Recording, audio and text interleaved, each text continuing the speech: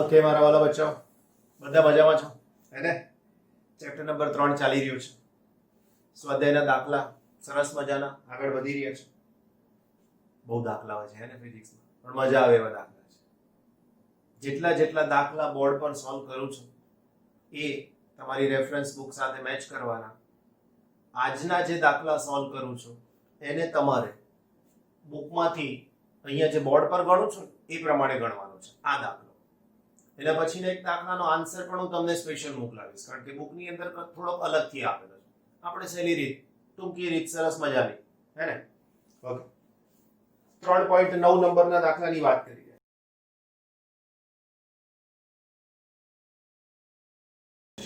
બે શહેર એ અને બી નિયમિત બસ સેવા દ્વારા એકબીજાથી જોડાયેલા છે.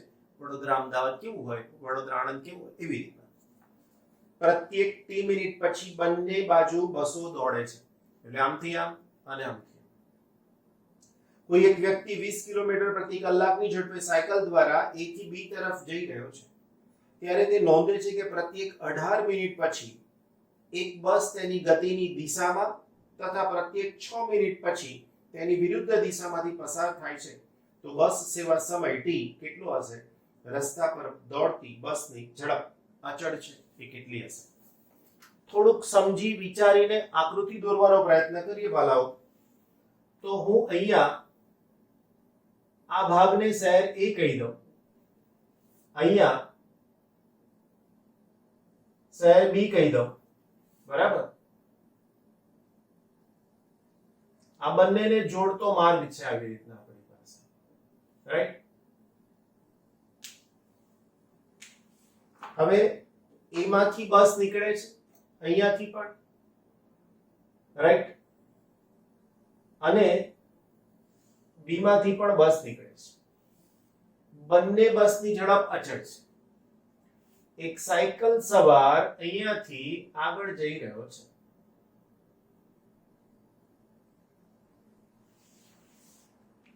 આ સાયકલ ચલાવનાર વ્યક્તિ દર 18 મિનિટે બસ A ને આમ જતી નોંધે છે અને આ બાજુથી આવતી બસ દર 6 મિનિટે નોંધે છે.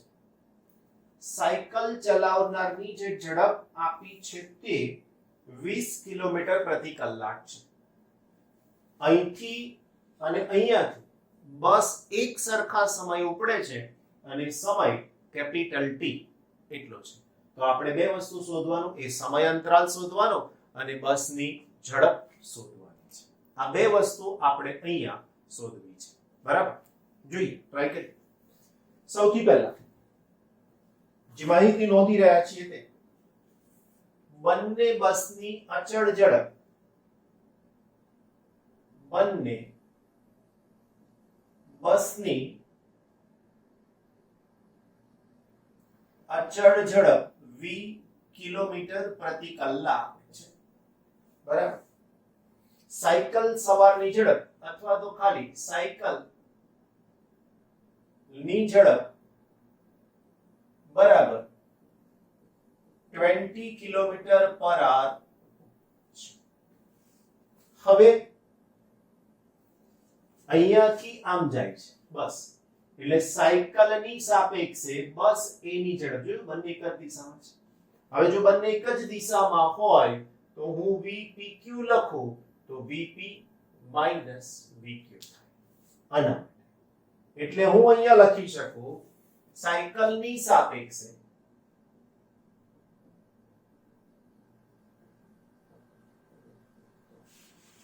A થી B તરફ જતી બસ ની ઝડપ બરાબર v માઈનસ 20 કિલોમીટર પર આના. એવી જ રીતે સાયકલની સાપેક્ષે B થી A તરફ જતી બસની ઝડપ બરાબર. હવે VPQ જ હોય, આ કન્ડિશનમાં બેઉ એક જ દિશામાં હતા, અહીંયા બે પરસ્પર વિરુદ્ધ દિશામાં હોય તો મારે લખવું પડે વીપી પ્લસ વીક્યુ. સાપેક્ષ વેગ સમજાયો એટલે એક્ઝામ્પલ ને શાંતિથી જોઈ લેજો, આ વસ્તુ ક્લિયર થશે. તો હવે અહીંયા ઝડપ થશે v પ્લસ 20 કિલોમીટર. બસ સેવા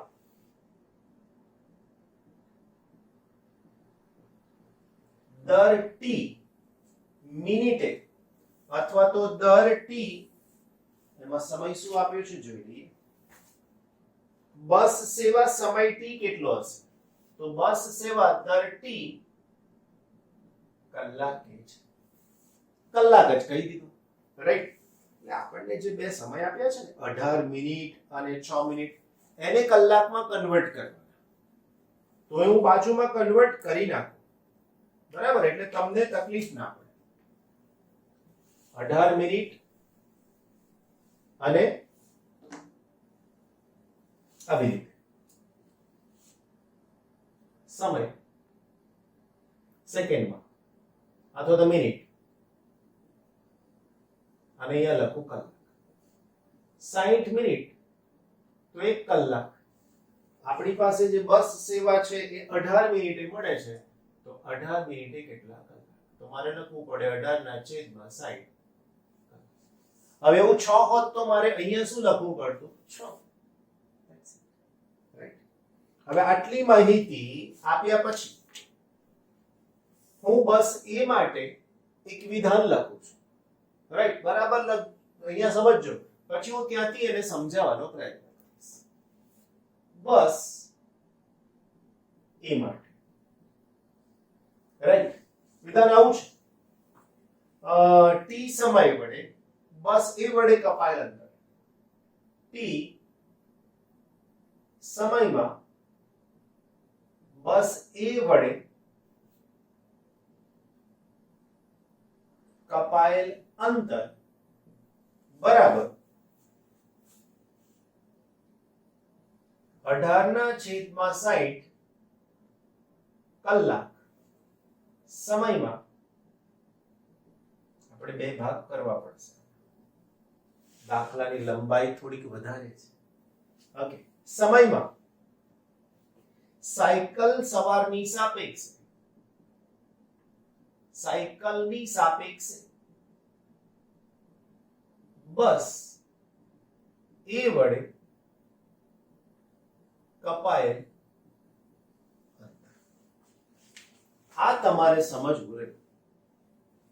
જો આવું કેમ? અહીંયાથી દર ટી સમય બસ નીકળ્યા જ કરે છે. આ ટી કેટલો સમય છે મને નથી ખબર, પણ આ સાયકલ ચલાવનાર વ્યક્તિને એ બસ દર 18 મિનિટે મળે છે. એટલે અહીંથી ગમે ત્યારે નીકળતી હોય એ પ્રશ્ન નથી, પણ અહીંયા આને દર 18 મિનિટે મળે છે. એટલે અહીંથી ટી સમયમાં નીકળેલી બસે કાપેલું અંતર બરાબર અહીંયા 18 મિનિટમાં જે સાયકલ સવારની સાથે અંતર કપાય છે, પણ સાપેક્ષ A થી B તરફ બસ વડે કપાયેલું અંતર, રાઈટ? આ બે અંતર જ છે. અને વાલા બચ્ચાઓ, સૂત્ર છે આપણી પાસે કે અંતર બરાબર વેગ ગુણ્યા સમય. બસનો અચળ વેગ v છે, એટલે હું અહીંયા લખીશ v * t is equal to 16/18. Sorry, 18/60. 16/18 નહીં, 18/60. બરાબર? અને ની સાથે ગુણાકારમાં આનો ભાગાકાર કરીને અહીંયા કિંમત મૂકી દઈશ તો પણ ચાલશે. હા, આનો ભાગાકાર કરી જોજો શું થશે, ચેક કરો. 10 છંગ 60 બરાબર છે. ઓકે, 10 છંગ 60 અને 3 છંગ 18. તો આની સાથે મારો જવાબ થઈ જાય 3/10 અને 3/10. અહીંયા સૂત્ર લખીશ v - 20. સમજાય? vt is equal to 0.3 v - 20. આને અંદર ગુણી નાખીએ. vt is equal to 0.3v minus આનો ગુણાકાર આની સાથે 0.3 બરાબર છે, એનો ગુણાકાર 20 ની સાથે શું થઈ શકશે તો કે 6. સમીકરણ નંબર 1, રાઈટ. હવે આ જે કઈ લખ્યું એ બસ એ માટે લખ્યું, એવી જ રીતે લખીએ બસ બી. સેમ સ્ટેટમેન્ટ, ટી સમયમાં બસ બી વડે કપાયેલ અંતર બરાબર આની આ જ વસ્તુ, પણ સમય બદલાઈ ગયો 6/60 કલાક. કેમ તો કે આમથી આવતી બસ આ સાયકલ વાળા વ્યક્તિને દર 6 મિનિટે મળે છે એવું આપણા પ્રશ્નમાં લખેલું છે. વાક્ય નંબર 3, એક બસ તેની ગતિની દિશામાં તથા પ્રત્યેક 6 મિનિટ પછી વિરુદ્ધ દિશામાં પસાર થાય છે. સાયકલ ચલાવનાર વ્યક્તિ આમ જાય છે તો આ વિરુદ્ધ દિશા થઈ, તો 6 મિનિટ, તો 6 મિનિટના કલાક શોધવા હોય તો આવું થાય. 60 એ 1 તો 6 એ કેટલા, તો એના ઉપર થઈ ગયો. હવે અહીંયા લખીશ સમયમાં સાયકલની સાપેક્ષે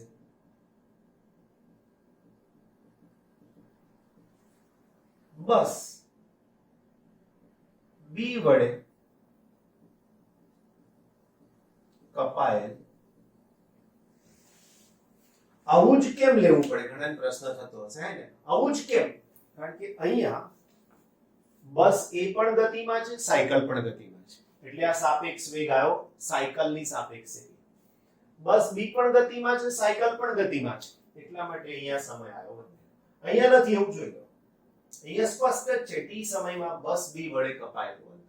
અહીંયા કેમ આવું લેવું પડે છે? કારણ છે ભાઈ કે બે ગતિમાં છે અને એ એકબીજાને મળે છે માટે. ઓકે, ના હવે તો કે આની પાસે સૂત્ર એનું એક થશે v * t. આની સાથે શું થયું તો કે 6 અને 10. હવે 1/10, રાઈટ. અને આની સાથે આ અંતર, એનો મતલબ કે v + 20.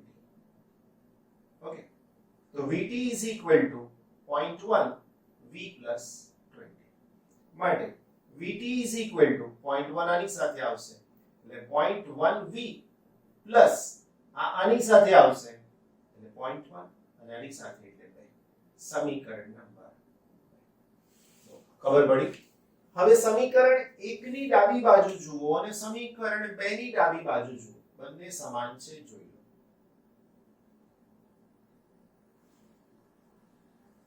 આવું થોડું ઘણું હાઇલાઇટ કરતા રહેવું જેથી કરીને ચેક કરનારને તકલીફ ના થાય. સમીકરણ 1 અને 2 બરાબર છે. હવે માત્ર આપણે એને સરખાવવાના રહેશે.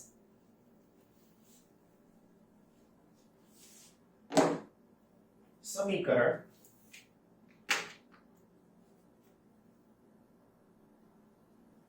1 અને 2 ને સરખાવવા. આની જરૂર નથી. હવે આની ડાબી બાજુ સરખી છે, આની ડાબી બાજુ સરખી છે, તો આની અંદર 0.3v - 6 is equal to 0.1v + 2. સમજાય? આના બરાબર આ બંનેની ડાબી બાજુ સરખી છે માટે મુકાઈ ગયો. આને લાવો ડાબી બાજુ, આને લઈ જાઓ જમણી બાજુ, તો 0.3v - 0.1v is equal to 6 + 2. આની બાદબાકી થશે 0.2v is equal to 8. તો આનો જવાબ થશે v is equal to 8 upon 0.2 is equal to 80 divided by 2 is equal to 40. તો ઝડપ થઈ ગઈ v બરાબર 40 કિલોમીટર પ્રતિ કલાક, જે બસની ઝડપ છે.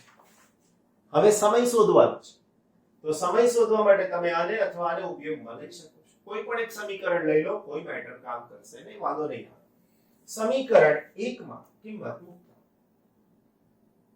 સમીકરણ 1 પરથી vt, v મને ખબર પડી ગઈ છે એટલે હું લખીશ 40 t. આટલી બધી ચા ના પીવાય. Is equal to 0.3 v. v એટલે પાછા હું મૂકીશ 40 માઇનસ 6 માટે 40t 3 ગુણાકારમાં 4 એટલે 12 ભાગાકાર ગુણાકાર કરી જજો એટલે તરત ખબર પડી જશે. એના પછી માઇનસ 6 એટલે જવાબ થઈ જશે માટે t બરાબર 6/40 કલાક. હવે આનાથી ઊંધું આવ્યું. આટલા કલાક બરાબર 6/40 ગુણાકારમાં 60. રાઈટ? આ 0 0 cancel. t is equal to 36 ભાગાકારમાં 4 માટે t is equal to 9. 9 ચોક 36. તો દર 9 મિનિટે બસ સેવા મળતી. બસ કમ્પ્લીટલી જો તમે આવું લખો તો તમને એક પણ માર્ક્સ કટ ના થાય. તમારી રેફરન્સ બુકમાં જે કંઈ આપ્યું છે એમાં થોડાક એકાદ બે સ્ટેપ્સ પ્લસ માઇનસ કરેલા છે અને એવી રીતના કર્યા છે કે જેની અંદર હવે આ પદને આની સાથે રાખ્યું છે અને આને નીચે લઈ ગયા છે. એટલે આને અહીંયા છેદમાં લઈ ગયા છે અને આને અહીંયા મૂક્યું છે. આવું કર્યું છે. એટલે આ નીચે મૂકે હવે આની સાથે 18/60. તમને પ્રશ્ન થાય કે આવું કેમ? પણ આ મેં તમને સમજાવ્યું કે આવું કેમ લખાયું છે બંને. રાઈટ? એટલે તમારે આનો બરાબર ફોટો લઈ શાંતિથી લખી નાખો. સમજાય છે? એને ગુડ. વેલા નાના ભૂલકાઓ, 9મો દાખલો કમ્પ્લીટ થયો. 10મો દાખલો આવ્યા છીએ. આગળ વધીએ છીએ ને? ઓકે.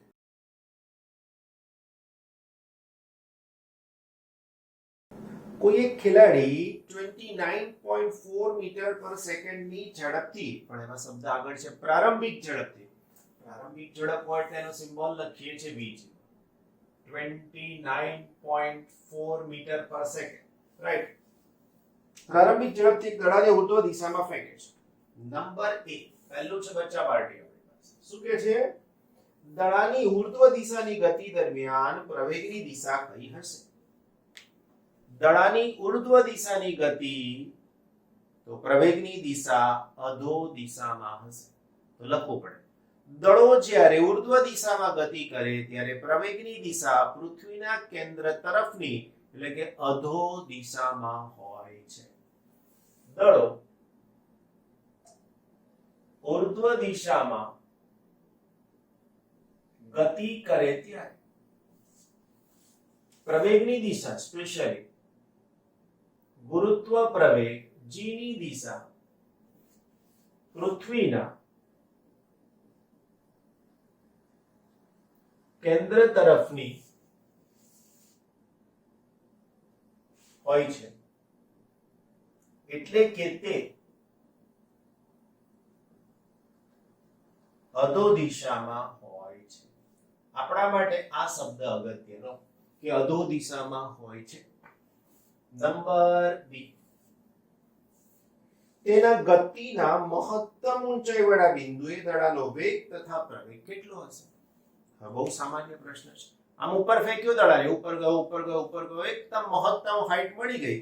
તો આ મહત્તમ હાઈટ વાળા બિંદુ પાસે એનો વેગ કેટલો? તો કે 0. તો લખીએ મહત્તમ ઊંચાઈ વાળા બિંદુએ તેનો વેગ 0 તથા તે બિંદુએ પ્રવેગ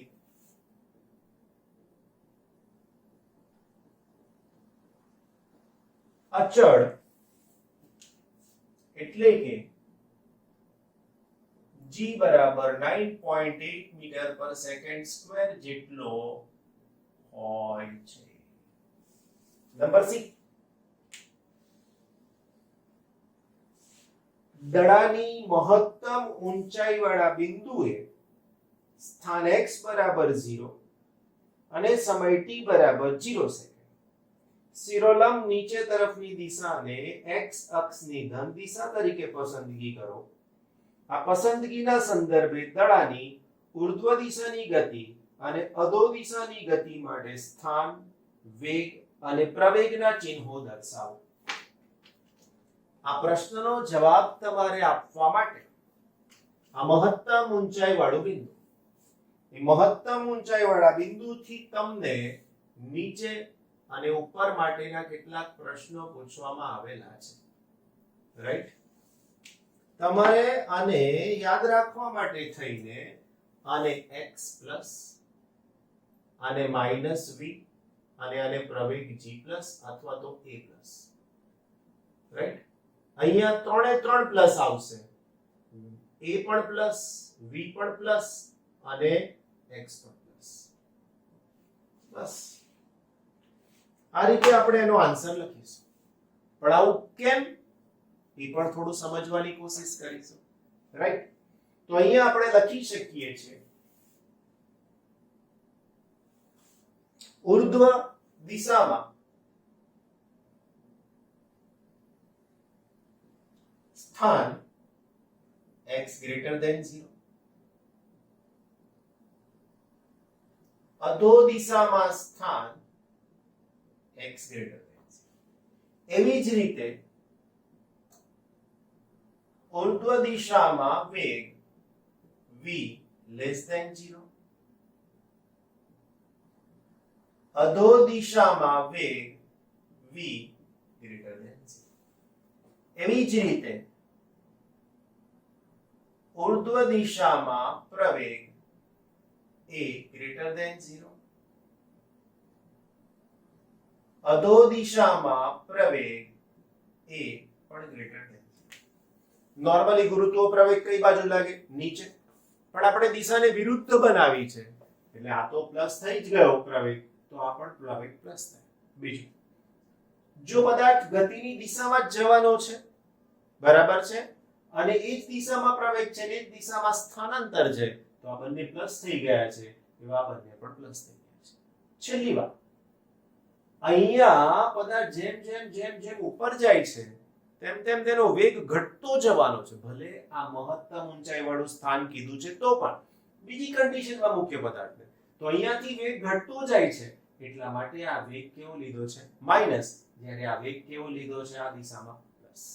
તમારે તો આન્સરમાં આ જ વસ્તુ લખવાની રહેશે. નેક્સ્ટ હજુ એક છે આપણી પાસે ડી. વાલા મારા કહો, દડો કેટલી મહત્તમ ઊંચાઈએ પહોંચશે અને કેટલા સમય બાદ ખેલાડીના હાથમાં પાછો આવશે? g બરાબર 9.8. શું કીધું છે ધ્યાન રાખજો.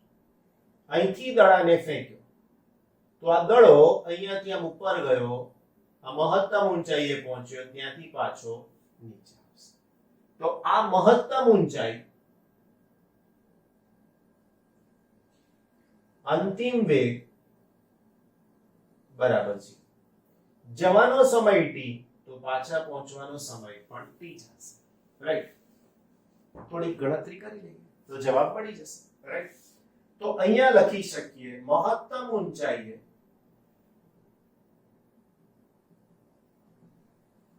અંતિમ વેગ v બરાબર 0. પ્રારંભિક વેગ તો આપેલો જ છે. a બરાબર g બરાબર 9.8 મીટર પર સેકન્ડ સ્ક્વેર લેવાની વાત થઈ છે. વાત પૂરી થઈ જશે. તો લખીએ અચળ પ્રવેગી ગતિના સમીકરણ. અચળ પ્રવેગી ગતિના સમીકરણ v square minus v0 square is equal two 2ad. v અંતિમ વેગ 0 છે મારા વાલાઓ. પ્રારંભિક વેગ કેટલો આપ્યો છે? 29.4 એનો સ્ક્વેર બરાબર 2. હવે a ઉર્ધ્વ દિશામાં પ્રવેગને પ્લસ લીધો છે, કઈ વાંધો નથી.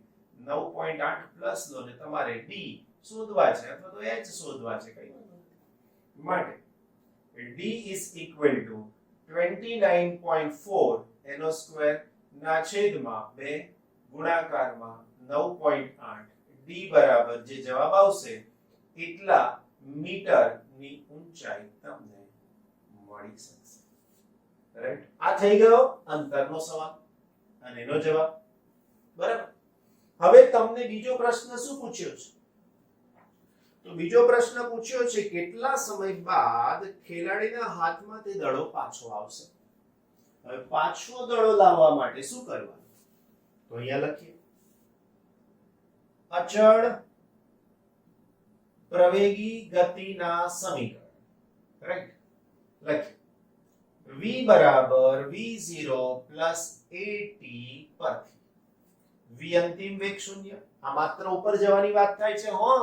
નીચે જે બાકી છે 0, અંતિમ વેગ 0, v0 આપણી પાસે છે 29.4 પ્લસ પ્રવેગની કિંમત વાલા બચ્ચાઓ 9.8 અને હવે મારે અહીંયા માઈનસ લેવા જ પડશે. રાઈટ, આને આ બાજુ લઈ જઈશું 29.4 બરાબર માઈનસ 9.8 into t. તો t is equal to 29.4 divided by 9.8. તો t is equal to 3 second. દડાને ઉપર પહોંચતા જેટલો સમય થાય એટલો જ સમય નીચે આવતા પણ થાય. તો અહીંયા લખી શકાય દડાને ઉપર પહોંચતા જેટલો સમય થાય તેટલા જ સમયમાં તે પાછો નીચે આવશે. એટલે કે કુલ 3 + 3 બરાબર 6 સેકન્ડ બાદ ખેલાડીના હાથમાં પાછો આવશે. રાઈટ, વેરી ગુડ કે નહીં? ઓકે, બોલો 3.11 નંબરનો દાખલો હે ને. તો પેજ નંબર 57 પર પહોંચ્યા છીએ આપણે. હજુ તો બહુ બધું બાકી છે ફિઝિક્સમાં. એને લા ચોપડીયા તો ભાગ એક છે ભાઈ. બાયોલોજી જેવું નહીં કે બધું અંદર આવી જાય. અને વાંચતા રહેજો ફિઝિક્સ ને, કેમેસ્ટ્રી ને પણ, બાયોલોજી ને પણ, મેથ્સ ને પણ, કારણ કે તમારા માટે ત્રણેય સબ્જેક્ટ સરખા છે. Right, fine.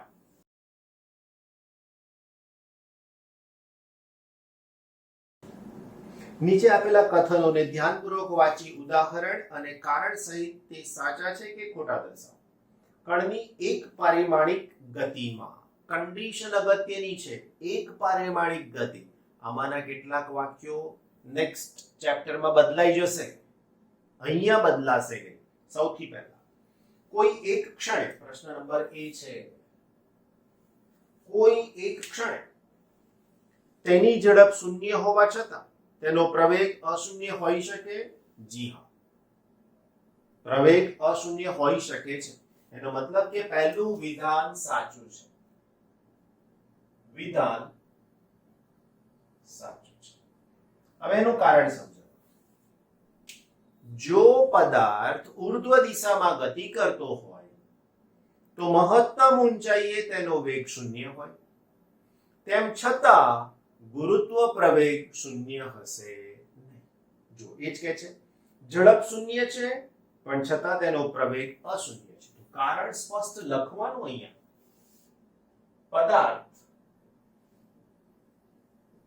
ઉર્ધ્વ દિશામાં ગતિ કરે તો મહત્તમ ઊંચાઈએ તેની અંતિમ ઝડપ શૂન્ય થાય. પરંતુ તે સ્થાને તેનો અથવા તેના પરનો ગુરુત્વ પ્રવેગ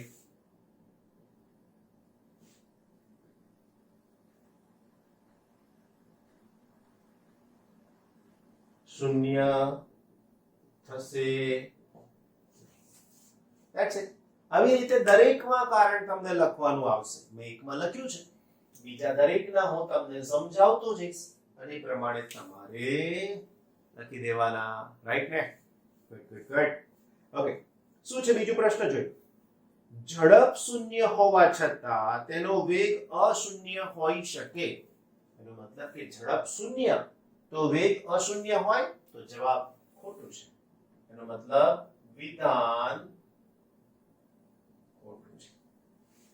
હવે જો આ વિધાન ખોટું છે તો કેમ છે? તો કે ઝડપ એ વેગનું મૂલ્ય છે. ઝડપ શૂન્ય તો વેગ પણ શૂન્ય જ થાય, કારણ કે બેમાં ડિફરન્સ કેટલો છે? ઝડપની પાસે દિશા નથી, વેગની પાસે દિશા છે, એટલો જ માઇનર ડિફરન્સ છે. એટલે ઝડપ શૂન્ય તો વેગ પણ શૂન્ય જ થાય. આવી માહિતી તમારે નીચે લખી નાખવાની, હે ને? એના પછી સી, ઝડપ અચળ હોય તો પ્રવેગ હંમેશા શૂન્ય હોય તો એ સાચું છે. પણ કન્ડિશન અપ્લાઈડ. ધ્યાન રાખજો, ઉપર પહેલું વાક્ય પેલું વાંચ્યું ને, એક પરિમાણિક ગતિ તો જ દ્વિપરિમાણમાં આ જ વિધાન ખોટું પાડી દઈશું, હે ને? તો અહીંયા જતી ગતિ અને આવતી ગતિ, હવે જવાનું અને આવવાનું દિશા વિરુદ્ધ થઈ ગઈ.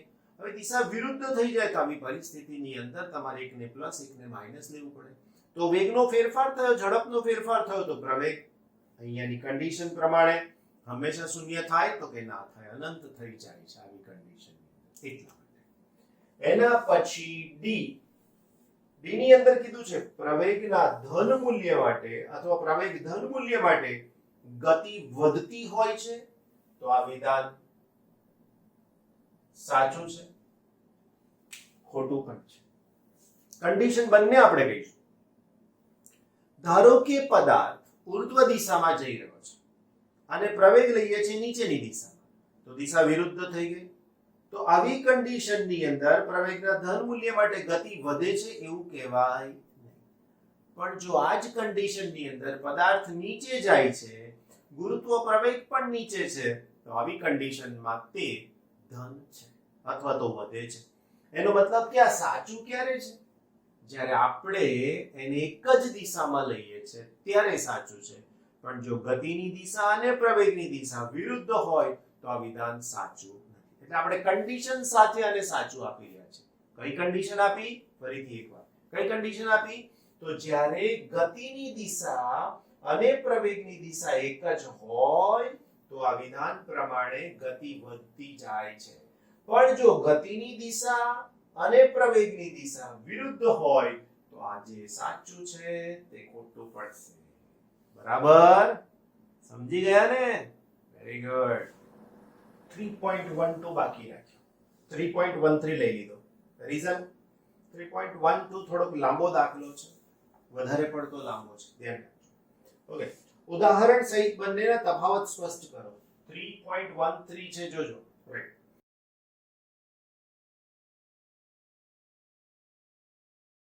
કોઈ એક સમયગાળામાં સ્થાનાંતરનું માન જેની લંબાઈ, જેને ઘણીવાર અંતર પણ કહે છે, અને કોઈ કણ દ્વારા આટલા જ સમયમાં કપાયેલ કુલ પથ લંબાઈ. બીજું શું કીધું છે જ ખબર ના પડે, કારણ કે જે શોધવાના શબ્દો છેલ્લે આવે છે. ઓકે, બીજું કોઈ એક સમયગાળામાં સરેરાશ વેગનું માન અને એટલા જ સમયગાળા માટે સરેરાશ ઝડપ આપેલ સમયમાં કણ માટેની કણની સરેરાશ ઝડપને કુલ પથ લંબાઈ અને સમયગાળાના ગુણોત્તર વડે વ્યાખ્યાયિત કરવામાં આવે છે. A અને B બંને માટે દર્શાવો કે બીજી રાશિ પ્રથમ રાશિ કરતા મોટી કે તેના જેટલી જ છે. સમાનતાનું ચિહ્ન ક્યારે સાચું હશે? સરળતા માટે ગતિને એક પરિમાણિક ગતિ, ટૂંકમાં પથ લંબાઈ અને સ્થાનાંતર, સરેરાશ ઝડપ અને સરેરાશ વેગનો પ્રશ્ન પૂછ્યો છે. બહુ જ સરસ રીતે ક્લિયરલી સમજાઈ શકાય એવું છે. એ રાઈટ. શું કીધું છે? જો કોઈ એક સમયગાળામાં સ્થાનાંતરનું માન અને આટલા જ સમયગાળામાં કુલ પથ લંબાઈ, તો એ સમાન ક્યારે હોય? તો ધારો કે પદાર્થ A ઉપરથી B ઉપર જાય, પદાર્થ A થી B ઉપર જાય, તો આ સમયમાં પથ લંબાઈ બરાબર સ્થાનાંતર થાય. કેમ? તો કે અહીંયાથી અહીંયાનું ટૂંકામાં ટૂંકું અંતર છે. પણ જો એ ગયેલો પદાર્થ અહીંયા ક્યાંક C સ્થાન પર પાછો આવે છે તો આવા સમયે સ્થાનાંતર અને પથ લંબાઈ, તો હવે હું સ્થાનાંતર લખી શકું છું. સ્થાનાંતર બરાબર AC થઈ શકશે, જ્યારે પથ લંબાઈ બરાબર AB પ્લસ BC. આવું. તો આ કિસ્સામાં પથ લંબાઈ વધારે છે, સ્થાનાંતર ઓછું છે. તો ઇક્વલ ટુ ક્યારે? ટૂંકામાં ટૂંકું સીધા માર્ગ પરનું અંતર હોય ત્યારે. પાછા આવો પછી એ ખોટું પડે છે. હવે ઝડપની વાત કરીએ તો હવે જ્યારે હું બી કિસ્સાની વાત કરું તો બી ની અંદર આપેલ સમયગાળામાં સરેરાશ વેગનું માન, એટલા જ સમયગાળા માટે સરેરાશ ઝડપ. તો હવે હું લખું સરેરાશ વેગ. હવે જો હું A થી B માટે લખું છું, તો A થી B માટે સરેરાશ વેગ બરાબર AB અંતરના છેદમાં સમય. હવે એવું જ સરેરાશ ઝડપ લખી રહ્યો છું, બરાબર AB અંતરના છેદમાં સમય. તો હું અહીંયા બંને સમાન છે એવું કહી શકીશ, કારણ કે સૂત્ર સમાન છે. હવે હું આવું કરું છું, A થી B થી C માટે, મતલબ પદાર્થને A થી B ઉપર જવાનું, B થી પાછું C ઉપર આવવાનું. તો હવે હું લખી શકીશ સરેરાશ વેગ બરાબર અહીંયાથી આટલું જ, તો અહીંયા લખીશ AC ના છેદમાં સમય. સમય બંનેમાં સરખો હતો, એવો અહીંયા પણ સમય બંનેમાં સરખો, એવો જ સરેરાશ વેગ પછી સરેરાશ ઝડપ. તો ધ્યાન રાખજો હો, AB પ્લસ BC ના છેદમાં સમય. વાલા બચ્ચા પાર્ટી દેખાય છે કે આ વધારે અંતર છે, તો સરેરાશ ઝડપ વધી ગઈ અને સરેરાશ વેગ ઘટી જશે. સમય તો બંનેમાં સરખો જ છે, તો ક્યારે સમાન થાય? ટૂંકામાં ટૂંકું આમ સીધું અંતર આવે તો જ. અંતર જો બદલાયું આની જેમ વચ્ચેનું કોઈક સ્થાન આવી ગયું જઈને પાછા આવવામાં, તો તે વખતે આ બંને સમાન મળશે નહીં, તો આ બંને પણ સમાન મળશે જ નહીં. જવાબને વ્યવસ્થિત રીતે રેફરન્સ બુક પ્રમાણે તમારે નોંધી લેવાનો રહેશે. Isn't it?